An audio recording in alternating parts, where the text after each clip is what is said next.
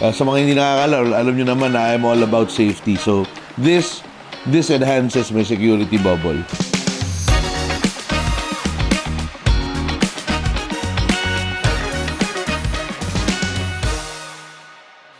Sa mga hindi po nakakaalam, ako po si Jeffrey Santos, ang inyong dakilang kontrabida sa mga teleseries.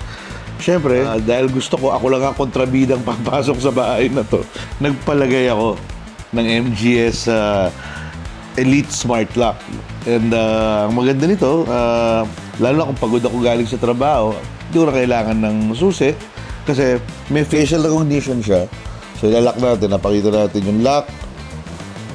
So nakalock siya. Kailangan niya makita yung mukha ko. Ayun, nag-unlock.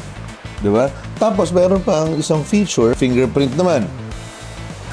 Subukan natin sa iba, pakilagay yung thumbprint mo. So, hindi siya nagbubukas talaga. Ang maganda pa nito, I have 2 keys para siyang bottle opener, di ba sa laki? But there's a reason behind that kasi malalim, hindi siya pwedeng sungkitin basta-basta. So, malalim. Para mabuksan mo siya.